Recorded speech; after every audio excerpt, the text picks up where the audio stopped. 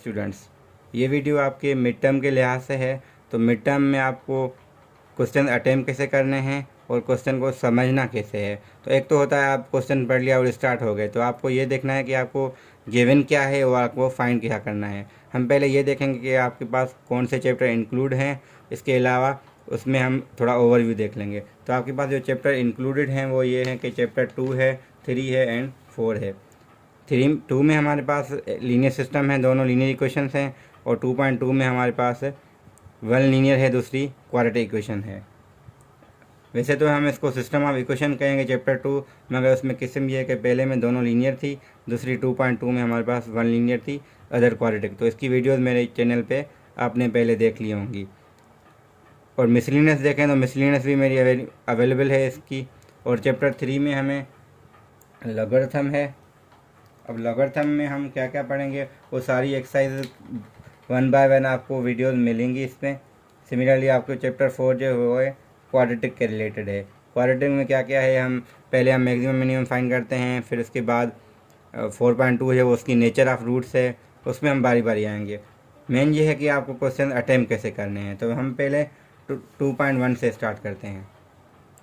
अब 2.1 में क्वेश्चन हमारे पास ये तो आपको पहले आते हैं कि आप कैसे सॉल्व करेंगे, एलिमिनेशन लगाएं या सब्स्टिट्यूशन लगाएं, इसमें इतना वो नहीं है। अब सवाल में अगर ये कह रहा है कि ये इसका सल्यूशन है, तो जब भी कोई पॉइंट किसी का सल्यूशन होता है, यानी हम कहते हैं वो एक्स और वाई इसको सेटिस्फाई करेंगे, मेन इसका यही मकसद है। अगर हम 2.2 में देखें तो इतना मुश्किल है नहीं। हाँ, स्टूडेंट को लगता है इस वजह से क्योंकि कैलकुलेशन ज़्यादा है और कुछ नहीं है। इसका मेन कॉन्सेप्ट है क्या कि आपके पास एक लीनियर है, एक दूसरी क्वाड्रेटिक है, तो एक से वैल्यू निकाल के दूसरे में पुट करेंगे। हाँ, कैलकुलेशन मिस्टेक होंगी तो आपके क्वेश्चन गलत हो सकते हैं, बाकी इसमें कोई इतना मुश्किल नहीं, क्योंकि एक पुट करने से जो बनेगी दूसरी इक्वेशन वो क्वाड्रेटिक बनेगी। तो या तो उसकी मिडिल टर्म ब्रेक होगा, नहीं होगा तो हम उसको क्वाड्रेटिक फार्मूला लगा देंगे।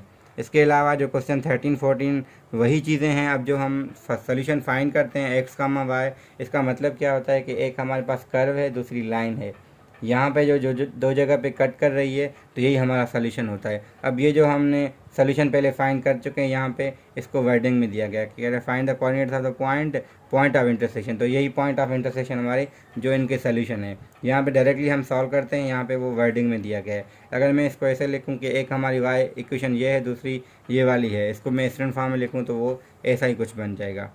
तो जो हम सवाल कर चुके हैं यही है, सिर्फ वर्डिंग में दिया गया है। जब भी आपको पॉइंट ऑफ इंटरसेक्शन कही जाएगी तो आप क्या करेंगे, एक्स के वैल्यू निकाल के दूसरे में पुट करें और उसको सिंपलीफाई करना है। तो जब भी आपको पॉइंट ऑफ इंटरसेक्शन का मतलब यही होता है कि आपके पास एक कर्व है, वो आपको क्रॉस करे। हाँ, अगर एक जगह पे कर रहा है तो एक सोल्यूशन आएगा, नहीं कर रहा तो वो भी आप पे आ सकता है। अगर कोई सोल्यूशन यानी नहीं आ रहा जहाँ पे, और हम वो देखते हैं कब नहीं आता सोल्यूशन, जब हमारा ये वाला केस बन जाता है, या यानी इंटरसेक्ट नहीं करती सिंपली।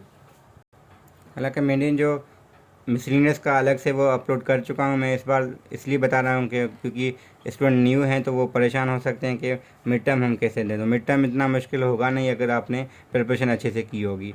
प्रिपरेशन यही है कि आप क्वेश्चन को ना देखें, आप मेथड को देखें कि हो क्या रहा है। तो इन सब में 2.2 का अगर मेरे से कोई पूछा क्या कर रहे हैं हम, इस पर एक लाइन दूसरे से इंटरसेक्ट कर रही है, या एक कर्व दूसरी लाइन से इंटरसेक्ट कर रहा है, या दो कर्व आपस में इंटरसेक्ट कर रहे हैं, तो मेन इसका मकसद ये है कि हाँ, सोल्यूशन कैसे फाइंड करते हैं, वही हमारा सब्स्टिट्यूशन मेथड। अगर लग रहा है तो ठीक है, वरना हम एलिमिनेशन देखेंगे। दोनों में से जो मेथड उसमें लगेगा हम वो देख लेंगे। अब मीनिंग ये होगी कि यहाँ पे जब भी कहते हैं ना find the coordinates of the point of intersection, जब भी पॉइंट ऑफ इंटरसेक्शन का कोई सवाल आप देखें तो आपको ये श्योरिटी होनी चाहिए कि मुझे ये सवाल आ रहा है, यही आपको यानी इसका सिस्टम का सोल्यूशन ही हमें फाइंड करना है, सिर्फ हमें वर्डिंग में दिया गया है और कुछ भी नहीं है। सिमिलरली जब ये चीज़ थी, ये वाला 7 और 8 सवाल है, इसमें हम कंफ्यूज होते हैं, मगर होने की ज़रूरत नहीं है, क्योंकि जब भी हम कहते हैं सोल्यूशन है तो दोनों को सेटिस्फाई करेगा। सोल्यूशन हम कहते ही उसे हैं जो इसको सेटिस्फाई करे। तो जब सोल्यूशन की बारी आएगी तो मैंने अलग से वो क्वेश्चन आपको, हालांकि मैंने मिसलिनियस पे जाएंगे तो आपको ये मिल जाएंगे। मैं बताना ये चाह रहा हूँ कि ये आपको आ रहे हैं, सिर्फ आपको एक बार देखना है कि सोल्यूशन का मतलब क्या होता है, यानी इसको सेटिस्फाई करे। तो हम वो यहाँ पुट करेंगे, यहाँ पुट करेंगे, तो अगेन एक सिस्टम बनेगा। हाँ, यह है कि पहले एक्स वाई में था, वो ए बी की टर्म यानी दूसरे वेरिएबल में बन जाएगा। सिमिलरली जो एक रेक्टेंगल का भी क्वेश्चन है, तो रेक्टेंगल में क्या होता है कि हमारे पास रेक्टेंगल ऑलरेडी है, तो ये डायगोनल का हमें पता होता है, तो डायगोनल ये है, ये एक्स है, ये वाई है। तो हमें ये पता है डी का square X square plus Y square, तो ये एक फार्मूला ऑलरेडी है। और पेरीमीटर हमें पता है 2x प्लस 2y होता है। तो इन्होंने क्या कहा था कि हमें डी ए भी दिया था और ये भी दिया था, हमें ये सिस्टम मिल गया। अब चैप्टर नंबर 3 देखें, नाम से देखें, इसमें इंडाइसिस होंगे, सेट्स होंगे और लॉगरिथम है। इंडाइसिस का आपको एक्सपोनेंट के रूल जो सिंपल हम बेसिक अलजेब्रा में पढ़ते हैं वही रूल्स हैं जो हम पहले एक्सपोनेंट पढ़ के आते हैं 8th 9th या मैट्रिक तक, तो वही एक्सपोनेंट के लाज हैं। तो 3.1 में आई थिंक किसी को इशू नहीं होगा। जो 3.2 है उसमें हमारे पास क्या है, जो ये एक्सपोनेंट का हम कह रहे थे वही यहाँ पे यूज़ है, यानी जो हम वहाँ पे सीख रहे हैं वहाँ पे हम वो अप्लाई कर रहे हैं। तो 3.2 का अगर मुझसे कोई पूछे सर इसका मोटिव मेन क्या है, कि आपको जो रूल्स हैं वो प्रैक्टिस करवा रहे हैं सिंपली, क्योंकि रूल्स जो है हम पहले यहाँ पे पढ़ के अप्लाई कर रहे थे वो सिंपल थे, मतलब हम बेसिक उसके कर रहे थे। यहाँ पे क्या है, हम उसको अप्लाई कर रहे हैं। यानी एक और रूल भी है कि अगर बेस सेम है तो पावर इक्वल, ये बार बार यूज़ हो रहा है इसमें, तो ये इसमें अलग से वो बताया भी गया होगा। यहाँ नहीं बताया गया तो ये है A power N is equal A power M, तो एम यानी बेस सेम है तो पावर बराबर होंगे, तो वो जो एक कंडीशन है ये हमेशा आपको काम आएगी। यानी इस पूरी एक्सरसाइज में आपको वही चीज़ चाहिए आप। हाँ, इसमें और क्वेश्चन हैं जो आपको मतलब मोस्टली स्टूडेंट को मुश्किल लग रहे हैं, मगर साहब में क्या है, आपको जब भी सब्स्टिट्यूशन कहेगा तो आपको सब्स्टिट्यूशन मतलब ये होता है कि आपको वो चीज़ सपोज करनी है, वापस आखिर में आपको वो रिप्लेस करना पड़ेगा। हाँ, इसके क्वेश्चन देखने तो आप एक इसी चैप्टर की मेरी एक्सरसाइज में जा सकते देख सकते हैं मैंने क्वेश्चन कैसे अटैम्प्ट किए हुए हैं। तो जब भी सपोजिशन का मतलब होता है कि लेट दिस लेट, तो वो इतनी मुश्किल है नहीं। जब आप सपोज करेंगे तो आपको वही चैप्टर 2 में लेके जाएगा, यानी चैप्टर 2 आपने अच्छे से कवर किया है तो आपको 3 में इश्यूज़ नहीं होंगे, क्योंकि 3 में बार बार 4 में भी आपको ये चीज़ दोबारा चैप्टर 2 यूज़ होता रहेगा। तो इन सब में वो एक्सपोनेंट का भी यूज़ होगा, और इसको हम कहते हैं एक्सपोनेंशियल इक्वेशन पहली थी, अब ये है यहाँ से क्या बन रही है, एक्सपोनेंशियल साइमल्टेनियस इक्वेशन, क्योंकि एक्सपोनेंशियल से हम आ रहे हैं जब इक्वल कर रहे हैं रूल से, इनको फिर हमें साइमल्टेनियस इक्वेशन मिल रही है लीनियर फॉर्म में, या एक लीनियर या एक क्वाड्रेटिक, वो डिपेंड करता है क्वेश्चन पे।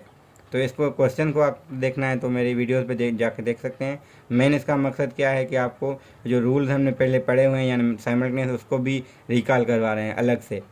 यानी आपने पढ़ तो लिए हैं, कितने याद हैं आपको वो चेक करने के लिए इन्होंने वो सवाल ऐसे बनाए हुए हैं।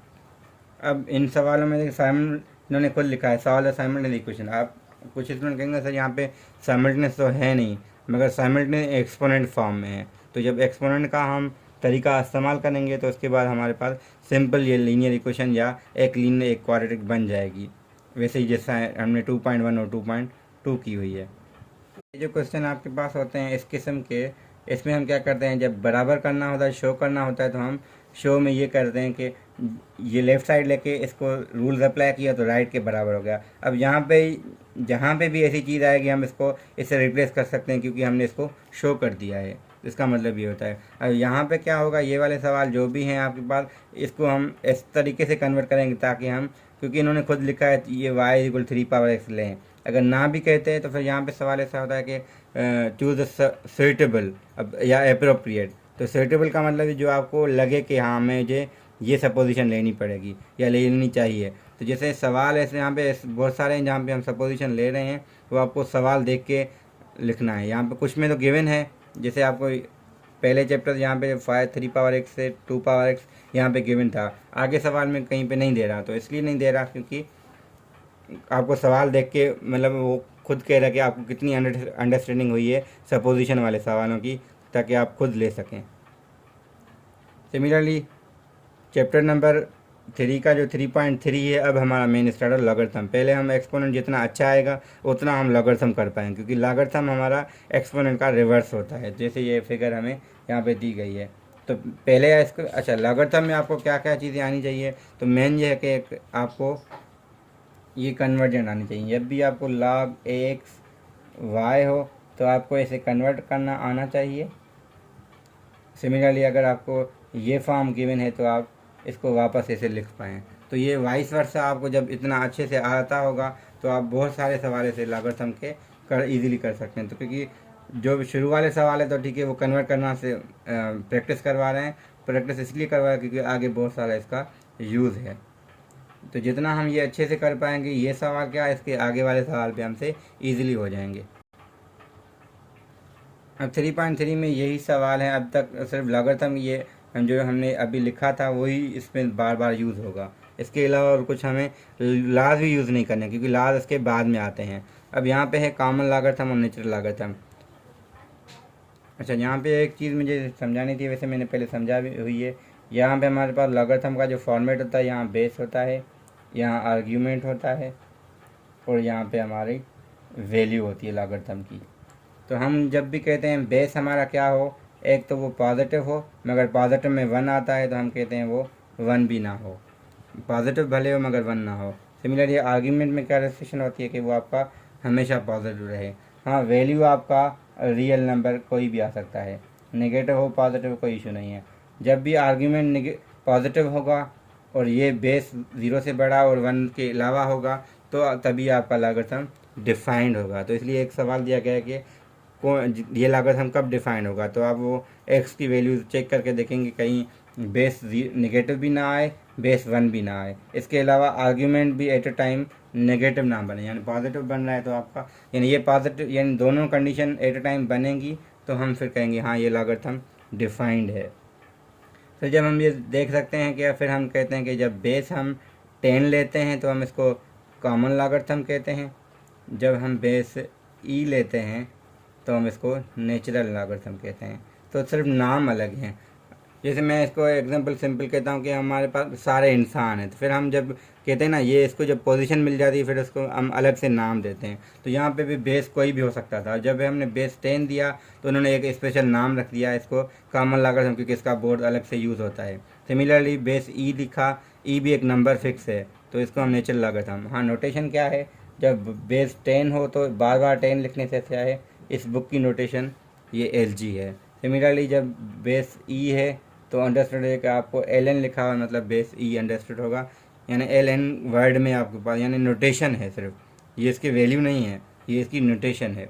तो नोटेशन का मतलब क्या होता है, एक सिंपलिसिटी के लिए ना बार बार बेस 10 लिखने से अच्छा है आप LG लिखें, तो LG को माइंड में क्लियर होना चाहिए कि हाँ यहाँ पे बेस 10 अंडरस्टूड होगा। जहाँ पे भी LG नज़र आए आपको ये बेस 10 दिमाग में आना चाहिए, तभी आपको वो सवाल जो भी होगा आप फुल कर पाएंगे या कर पाएंगी।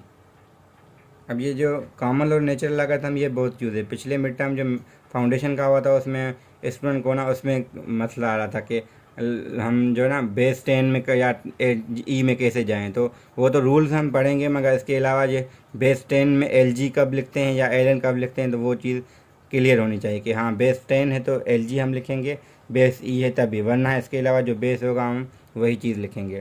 तो सिमिलरली 3.4 में अगर आपको कोई क्वेश्चन हो तो मेरे पे वीडियोस में जाएं, अगर कोई क्वेश्चन नहीं मिल रहा है तो आप फिर कांटेक्ट कर सकते हैं। अब 3.5 है लॉज ऑफ लॉगरिथम। मेन जो सबसे बड़ा लॉ है वो चेंज ऑफ बेस है। इसके अलावा तो आपने वो पहले पढ़ चुके हैं, जो चेंज ऑफ बेस है वो उसमें इसमें कोई इशू होता है, हम कहते हैं log AB है। अब मसला क्या है यहाँ पे कि हम log B का निकालना चाह रहे हैं A के लिहाज से, मगर मसला ये है कि A का A जो है वो A के लिहाज से हम मुश्किल हो रही है निकालना। तो हम ये कह सकते हैं कि हम नया बेस इंट्रोड्यूस करते हैं C, फिर हम इसका log लेंगे B के साथ, फिर C जो C होगा वो हमें हेल्प करेगा। इसका मतलब ये है कि जैसे अगर हमें log 2 3 चाहिए तो हम यहाँ पे log बेस 10 ले सकते हैं 3 का, log बेस 10 लिख सकते हैं। अब ये कैलकुलेटर में ये नहीं कर सकते थे, अब हम ये कर सकते हैं जिसको हम LG3 ओवर LG2 करेंगे, और यही जवाब तब भी सेम आएगा जब हम LN3 अपॉन LN2 करेंगे। दोनों केस में आंसर सेम आएगा क्योंकि बेस चेंज करने हैं इंडिपेंडेंट है, कोई भी बेस हम ले सकते हैं। तो पिछला जो मिड टर्म आप दोबारा क्वेश्चन देखें, मिड टर्म में एक था जिसमें हमारे पास एक LG यहाँ LN था तो वहाँ LG था, एक LG था तो दूसरा LN था। तो मैंने बहुत सारे स्टूडेंट को वो करवाया है, मतलब समझाया है कि हम इसको कैसे डील करेंगे। तो क्योंकि यहाँ एक LN है एक LG, तो दूसरी LN वाले को जहाँ पे भी LN नज़र आए इसको LG में लेके जाएं और बाद में सपोजिशन करें तो आपको ईजी लगेगा। अगर किसी को भी अभी भी नहीं आ रहा वो क्वेश्चन, अगर मिड टर्म वाला फाउंडेशन का जो हुआ तो फिर आप वो मुझसे पूछें या किसी स्टूडेंट से पूछ रहे हैं, मैंने बहुत सारे को वो पहले वो बता चुका हूँ मैं।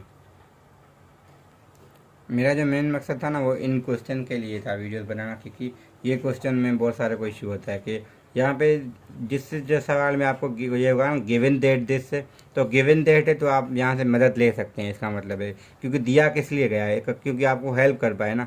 क्योंकि जैसे ये सवाल क्वेश्चन नंबर 10 है, तो यहाँ गिवन दैट ये है और ये है, तो यहाँ से हम एक्स की वैल्यू, यहाँ से वाई की वैल्यू एक्सपोनेंट फॉर्म में लेके लिख सकते हैं, फिर जो हमें चाहिए हम वहाँ पे वो पुट कर देंगे। तो इन जो भी सवाल हैं, अब बहुत सारे स्टूडेंट को यहाँ पे मसला हो रहा था इन सवालों में, हालांकि होना नहीं चाहिए, क्योंकि जब भी गिवन दैट कोई चीज़ हो ना, आपको दिमाग में आना चाहिए ये जो दिया गया है मेरे काम का ज़रूर होगा। ये अगर माइंड में हो ना तो आप वो खुद यूज़ कर सकते हैं। हाँ, लॉगरिथम है तो और कोई चारा नहीं है, एक तो एक्सपोनेंट में जा सकते हैं या हम रूल्स अप्लाई कर सकते हैं। तो एक रूल्स कैसे करेंगे, रिवर्स रूल अप्लाई करके हम सिंगल लॉग में लेके जा सकते हैं या फिर हम एक्सपोनेंट फॉर्म में लेके जा सकते हैं। तो सवाल जो भी होगा, अगर आपने क्वेश्चन से ज़्यादा आपने चैप्टर सही से समझा है, यानी आपने लॉगरिथम के लिहाज से अगर हम देखें एक्सपोनेंट समझा है, लॉगरिथम का कॉन्सेप्ट समझा है, इसके रूल्स समझे हैं जो भी हैं, तो आपको आएगा क्वेश्चन।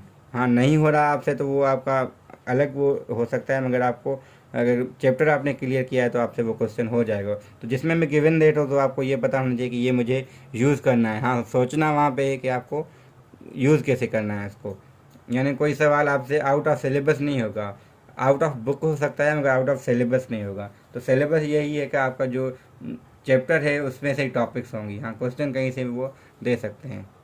अब इस मिसलिनियस का भी अलग से वो मैंने बनाया हुआ है। वैसे मिसलिनियस में क्या था कि जो भी मैंने 2 पार्ट्स में इसलिए डिस्ट्रीब्यूट किया है क्योंकि क्वेश्चन ज़्यादा थे, तो हर किसी को डिटेल में नहीं किया मैंने, मगर हर किसी का एक कॉन्सेप्ट समझा दिया कि आप इसको डील कैसे करें। तो इसके लिए मैं वीडियो यहाँ पे ज़्यादा कर सकता था, मैं वीडियो अलग से बना। चैप्टर 4 को मुझे अलग से डिस्कस करना है, यानी मिड टर्म में आप चैप्टर 4 को कैसे डील करेंगे, तो वो मैं वीडियो अलग से बना रहा हूँ। तो इसके बाद ही वो अपलोड डायरेक्टली हो जाएगा, मगर आपको अलग से वो एक चैप्टर 4 के लिए अच्छे से समझाना चाहता हूँ मैं। तो इसलिए हम चैप्टर 4 में कंटिन्यू करेंगे इसको।